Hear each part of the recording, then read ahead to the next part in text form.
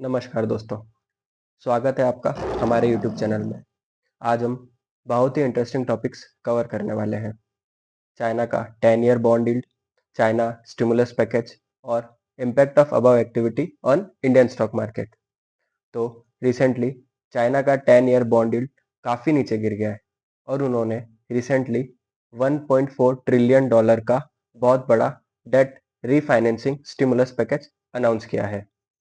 ये चीज़ें global market पर क्या असर डालती है और इंडियन स्टॉक मार्केट पे इसका क्या इम्पैक्ट होगा, आइए डिटेल में समझते हैं। तो वीडियो को एंड तक ज़रूर देखें and like share subscribe for more such content. तो सबसे पहले जान लेते हैं बॉन्ड प्राइस या यील्ड होता क्या है। For example 10 year time period के लिए गवर्नमेंट एक बॉन्ड अनाउंस करती है जिसका फेस वैल्यू 1,000 रुपये है और उसका एनुअल कूपन या इंटरेस्ट रेट 5% है। मतलब गवर्नमेंट 1,000 पे 5% यानी कि 50 रुपये हर साल आपको उस बॉन्ड का इंटरेस्ट पे करेगी। अब नेक्स्ट ईयर चलते चलते सपोज ये इंटरेस्ट रेट गिर जाता है और लगभग 3% के आसपास आ जाता है। तो अब नेक्स्ट ईयर जो गवर्नमेंट बॉन्ड अनाउंस करेगी वही 1,000 फेस वैल्यू पे, बट अब इसका कूपन रेट हो जाएगा 3%। तो मतलब गवर्नमेंट अब से जो नए बॉन्ड्स है इस पे 3% का इंटरेस्ट यानी 30 रुपये हर हर साल आपको देगी। तो अब जो पिछले साल वाला बॉन्ड था वो ज़्यादा अट्रैक्टिव हो गया क्योंकि उस पे 2% इंटरेस्ट ज़्यादा मिल रहा है। तो अब जो हमारे इन्वेस्टर है वो पुराने बॉन्ड को जिसकी फेस वैल्यू 1,000 है उससे 1,000 से ज़्यादा पे खरीद लेंगे, यानी 1,010, 1,020, 1,030। तो अब इनिशियली उस 1,000 फेस वैल्यू की यील्ड थी 5%। अब लेकिन आपने उसको ज़्यादा पे खरीदा, सपोज 1,000 1100 पे खरीदा, तो अब आपने 1,100 रुपये पे आपको 50 रुपये पर ईयर मिल रहा है। मतलब आपकी यील्ड कम हो गई। पहले आपको 1,000 पे 5% यानी 50 रुपये मिल रहे थे, अब 1,100 पे आपको 50 रुपये मिल रहे हैं। मतलब कि आपकी यील्ड कम हो गई। पहले जो 5% है वो 5% से कम हो गई। तो ऐसे ही जब किसी बॉन्ड की डिमांड बढ़ती है तो बॉन्ड का प्राइस बढ़ जाता है, लेकिन उस प्राइस के कंपैरिजन में उसकी यील्ड कम हो जाती है। तो अब हम इसी बॉन्ड यील्ड और इसके इकोनॉमिक मीनिंग को समझते हैं। बॉन्ड यील्ड होता है एक तरीका इन्वेस्टर के कॉन्फिडेंस और इकोनॉमिक हेल्थ को नापने का। जब बॉन्ड यील्ड नीचे गिरता है तो मतलब होता है कि लोग रिस्क से बचने के लिए सेफ एसेट खरीद रहे हैं, जैसे कि गवर्नमेंट बॉन्ड्स। अब चाइना का जो बॉन्ड यील्ड गिर रहा है इसका मतलब क्या है, आप समझ ही गए होंगे कि वहाँ के इन्वेस्टर्स को चाइना के स्टॉक मार्केट में भरोसा कम हो रहा है। तो इसी के लिए चाइना ने अपने लोकल गवर्नमेंट को डेट में सपोर्ट करने के लिए 1.4 ट्रिलियन डॉलर का रीफाइनेंसिंग प्रोग्राम, मतलब कि एक राहत पैकेज अनाउंस किया है। इसका मतलब है पुराने जो लोन या हाई इंटरेस्ट डेट है उनको नए बॉन्ड से रिप्लेस करने का प्लान है। मतलब अगर हमारे यहाँ पे भी कुछ आपदा आती है तो गवर्नमेंट कुछ राहत पैकेज अनाउंस करते हैं कि एग्जांपल बाढ़ आ जाती है तो किसान ने जो लोन लिया है वो उसका रीपेमेंट नहीं कर पाता तो गवर्नमेंट कुछ सब्सिडाइज कर देती है या उस लोन को कम कर देती है, तो वो राहत पैकेज हम उसको बोलते हैं। वैसे ही सिमिलरली चाइना के गवर्नमेंट ने उनके बैंक्स वगैरह के लिए राहत पैकेज अनाउंस किया है। अब चाइना के पैकेज उनके इकोनॉमी को बूस्ट करने का एक नया तरीका है, स्पेशली रियल एस्टेट और इंफ्रास्ट्रक्चर सेक्टर में, जैसे कि बैंक्स हो गए। तो उन्होंने बैंक्स को कहा है कि वो मॉर्गेज रेट्स को कम करें और डाउन पेमेंट्स को भी कम करें ताकि ज़्यादा से ज़्यादा लोग बैंक से लोन ले सके, अपना इंफ्रास्ट्रक्चर डेवलप करे और इकोनॉमी में उसका मनी का सर्कुलेशन बढ़े और डिमांड बढ़ सके। तो ये हो गया why China has announce this stimulus package. अब इस स्टिमुलस पैकेज का ग्लोबल मार्केट पे क्या इफेक्ट होगा। अब आती है बात कि चाइना की इकोनॉमी का ग्लोबल मार्केट पे इतना असर क्यों होता है।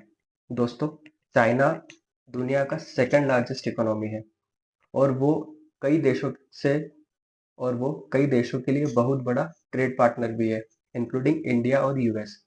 तो जब भी चाइना अपने इकोनॉमी में मेजर चेंजेस करता है तो उसका ripple effect global stock market में जरूर देखा जाता है। एग्जाम्पल के तौर पे जब 2018-19 में यूएस और चाइना का ट्रेड वॉर चालू हुआ तब पूरे ग्लोबल मार्केट्स में बेयरिश ट्रेंड आ गया। इस वजह से एफआईआई, फॉरेन इंस्टीट्यूशनल इन्वेस्टर्स का कैपिटल फ्लो इंडियन मार्केट में भी अफेक्ट हुआ था। जब चाइना की इकोनॉमी स्लो होती है तो इन्वेस्टर ग्लोबल रिस्क को देखते हुए सेफ एसेट में शिफ्ट करना शुरू कर देते हैं। अब सवाल उठता है कि चाइना के बॉन्ड यील्ड ड्रॉप और स्टिमुलस पैकेज का इंडिया के स्टॉक मार्केट पे क्या असर होगा। दोस्तों, जब ग्लोबल इन्वेस्टर सेफ एसेट की तरफ मूव करता है तो उसका इफेक्ट इंडियन स्टॉक मार्केट पर भी दिखता है और वो बॉन्ड्स पर पड़ता है।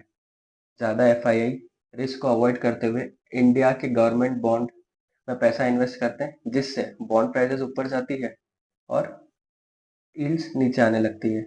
और जब जो पैसा है अगर बॉन्ड्स में जा रहा है तो स्टॉक मार्केट में उसका पैसा कम आएगा, तो जो स्टॉक के प्राइसेस है वो नीचे आने लगते हैं, हमारा शेयर मार्केट डाउन जाने लगता है। फिलहाल इंडिया का 10 ईयर बॉन्ड यील्ड कर्व 6.82% पर आ गया है, जो कि एक कंजर्वेटिव सेंटिमेंट को रिफ्लेक्ट करता है। ये शिफ्ट चाइना के डेट रिफाइनेंसिंग और ग्लोबल इकोनॉमिक डेवलपमेंट का एक रिएक्शन है। जब ऐसे सिचुएशन होती है तो एफआईआई स्टॉक मार्केट में कम और बॉन्ड्स में इन्वेस्ट ज़्यादा करते हैं। अब जो स्टॉक इन्वेस्टर्स हैं जैसे कि हम, तो ये हमारे लिए एक कॉशियस सेंटिमेंट होता है, क्योंकि इससे मार्केट में लिक्विडिटी कम हो जाती है। अब एक छोटी सी एनालॉजी समझते हैं। इमेजिन कीजिए आपका दोस्त एक रिस्की बिजनेस चलाता है। अब मार्केट में अनसर्टेनिटी होने की वजह से वो अपना रिस्क कम करने के लिए अपने पैसे एफडी में डालता है। बिल्कुल ऐसे ही जब ग्लोबल अनसर्टेनिटी होती है तो इन्वेस्टर्स अपना मनी फ्लो शिफ्ट कर देते हैं बॉन्ड्स की तरफ स्टॉक मार्केट से। ऐसे में जो अपना स्टॉक मार्केट है वो या तो साइडवेज हो जाता है या डाउन ट्रेंड में शिफ्ट हो जाता है। जैसा कि अभी हमने देखा, एफआईआई ने लगभग 1.5 थाउजेंड करोड़ हमारे इंडियन स्टॉक मार्केट से निकाल के ये पैसा या तो बॉन्ड्स में शिफ्ट हुआ या फिर चाइना के स्टॉक मार्केट में। अब फ्यूचर प्रिडिक्शन या जो बड़े एक्सपर्ट है वो क्या कहते हैं, तो आने वाले कुछ महीनों में एनालिस्ट का कहना है कि अगर चाइना अपने सपोर्टिव मेजर्स को और बढ़ाता है तो इन्वेस्टर का कॉन्फिडेंस वापस आने का चांसेस है और ये ग्लोबल मार्केट को भी सपोर्ट करेगा, जो इनडायरेक्टली इंडियन स्टॉक मार्केट के लिए पॉजिटिव है। लेकिन कुछ अनसर्टेनिटीज भी है। For example, US presidential election के बाद जो यूएस और चाइना की ट्रेड पॉलिसी है उसमें कुछ चेंजेस हो सकते हैं, तो वो चेंजेस इंडियन स्टॉक मार्केट में भी वॉलेटिलिटी को इंक्रीज कर सकता है।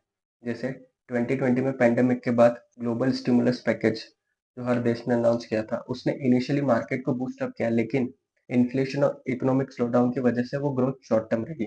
दोस्तों, ये जो चाइना का स्टिमुलस पैकेज है ये इंडियन स्टॉक मार्केट पे शॉर्ट टर्म के लिए इम्पैक्ट डाल सकता है, लेकिन इम्पोर्टेंट बात ये लॉन्ग टर्म के लिए हमें हमारे लॉन्ग टर्म स्ट्रेटेजी पर फोकस करना चाहिए और रिस्क मैनेजमेंट पर ध्यान देना चाहिए।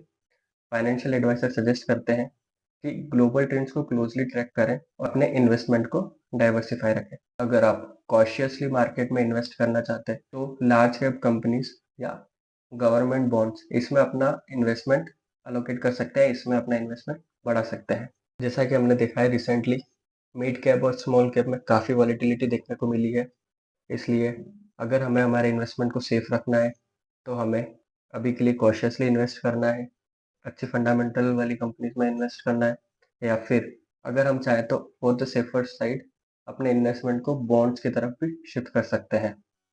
तो उम्मीद है आपको ये वीडियो वैल्यूएबल लगा होगा। ऐसे ही लेटेस्ट मार्केट अपडेट और इनसाइट के लिए हमारे चैनल को सब्सक्राइब करें और वीडियो को ज़रूर लाइक करें। Thank you.